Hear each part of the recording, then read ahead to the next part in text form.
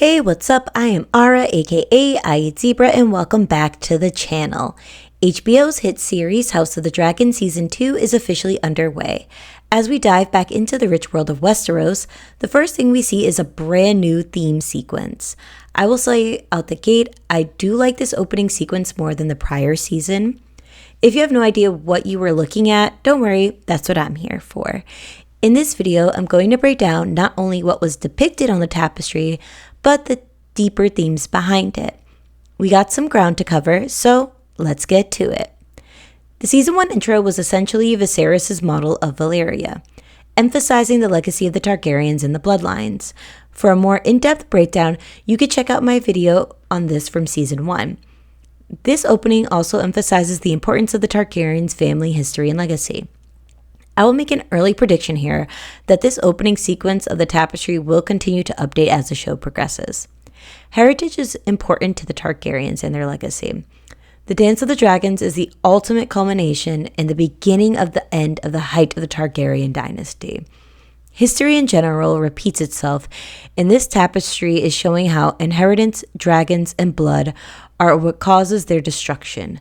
Now, let's get into what we see in the actual tapestry. Opening on a spot of blood, we transition to see this Valyrian castle, fortress, citadel, stronghold, whatever you prefer, in the center, which was featured in the prior intro and is the focal point of Viserys' Lego set of Valyria. From this, we see blood flow into a dragon and then fade into our first glimpses of history we know of.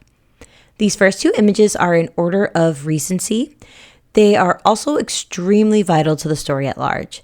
I believe the first image is the death of Prince Aemon Targaryen, eldest son and heir of King Jaehaerys, who died on Tarth by a crossbow. Prince Aemon left one heir, his true-born daughter, Princess Rhaenys, aka the queen that never was. Rhaenys, if she were a boy, would have been next in line no matter what. However, due to her being a girl, the King Jaehaerys, against his wife's urgings, skipped her and named his second eldest son, Prince Balon, the father of Viserys and Daemon, as the heir instead. The next image goes back a generation, and this is the death of Prince Aegon Targaryen, eldest son of King Aenys and his sister, wife, and widow, Princess Rhaena. Aegon and Rhaena had twin girls, and their daughter Arya was her father's heir. Despite Maegor's treacheries, Arya was supposed to be next in line to the throne. Unfortunately, she lost out to her uncle Jaehaerys, since he was a boy and older with his own dragon to ride and a wife. For a time, she was Jaehaerys' heir until he had children of their own. Both of the incidents show firstborn daughters of eldest sons being passed over for the next boy in line, which is one of the leading causes to the Dance of the Dragons. Now moving to chronological events, we see a depiction of the Doom of Valyria. Then it shows three dragons flying, which could be Aegon, Visenya, and Rhaenys during the Conquest. One major event during the Conquest which will impact the dance is the destruction carried out at Harrenhal, as we see a dead Harren the Black and his family surrounded in blood with two dragons appearing as if they're eating the remains. The dragons look like they could be Vhagar and Velaryon. Next, we see a few lords bending the knee to Aegon. We can see the Arryns, Starks, and Tullys. It cuts to the Targaryen sigil and descends down to King's Landing. Then we see the death of the third Targaryen king, the usurper, Maegor the Cruel, dead on the Iron Throne. Then it shows King Jaehaerys and Queen Alysanne with a Star of the Seven in the lower corner. Next, we see an image we should be familiar with, the Great Council of 101, the opening scene of the series where Viserys was declared heir. Next is Alicent Hightower's green dress moment during Season 1 at Rhaenyra and Laenor's wedding. It then shows a divided table with blacks on one side. We see Joffrey Velaryon, Lucerys Velaryon, Jacaerys Velaryon, Daemon Targaryen, Rhaenys Targaryen, and Lord Corlys Velaryon. And on the opposite side are the greens. We see Otto Hightower, Criston Cole, Aemon Targaryen, Aegon Targaryen, and Helaena Targaryen. Rhaenyra is on the other end in a black dress across from Alicent.